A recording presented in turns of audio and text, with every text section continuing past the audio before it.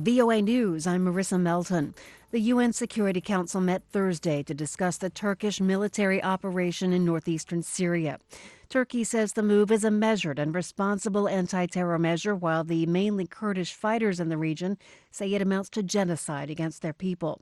Diplomats on the Security Council were united in their concern that the Turkish operation could make a difficult humanitarian situation even worse. Some members called directly on Turkey to end its operation. Turkish President Recep Tayyip Erdogan said Thursday that 109 Syrian Kurdish fighters have been killed. Ukrainian President Volodymyr Zelensky said Thursday that there was no blackmail in his July phone call with U.S. President Donald Trump. Zelensky's call with President Trump is now at the center of an impeachment inquiry by the Democrat-led U.S. House of Representatives. During the call, the U.S. president asked Zelensky to investigate former Vice President Joe Biden and his son Hunter, who had business dealings in Ukraine.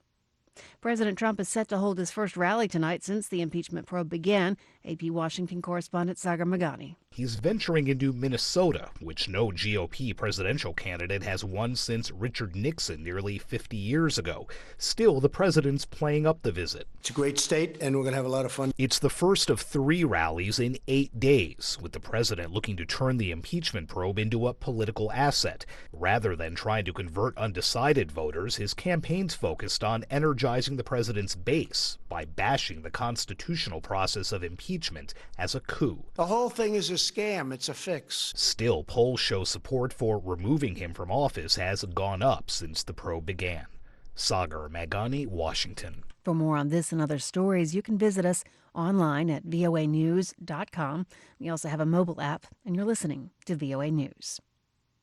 North Korea is threatening to resume nuclear and long-range missile tests. Government officials are claiming the U.S. instigated some European members of the UN Security Council to condemn its recent ballistic missile tests.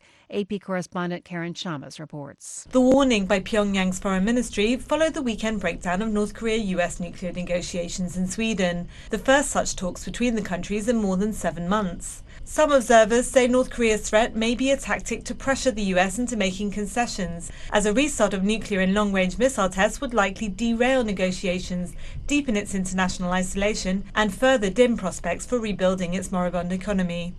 I'm Karen Chamas. In Hong Kong, journalists covering the increasingly violent pro-democracy demonstrations have been injured by police action and sometimes assaulted by protesters. VOA's Brian Padden has more. Despite wearing yellow vests to identify themselves as journalists, a number of reporters in Hong Kong have been injured or attacked during the protests. An Indonesian reporter was blinded in one eye when hit with a rubber bullet after police fired into a crowd of demonstrators. A journalist was hit by a fiery gasoline bomb thrown by a protester. There have been other incidents of reporters being assaulted by police and of activists attacking certain journalists they identify as pro-Beijing. Hong Kong police have denied they are targeting journalists, but said there is room for improvement in the coordination between police and the media.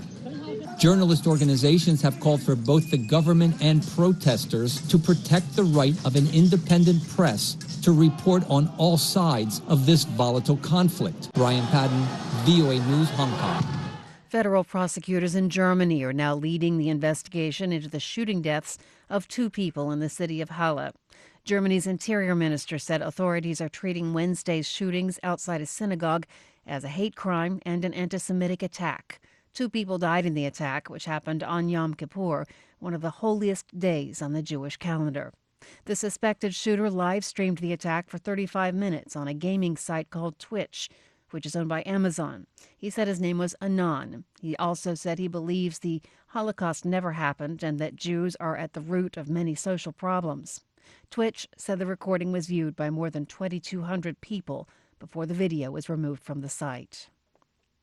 Reuters reports the United States and China's top trade negotiators met on Thursday for the first time since late July to try to find a way out of a 15-month trade war. The 2 sides are meeting to narrow differences enough to avoid a scheduled October 15th tariff rate increase on $250 billion worth of Chinese goods. I'm Marissa Melton. You're listening to VOA News.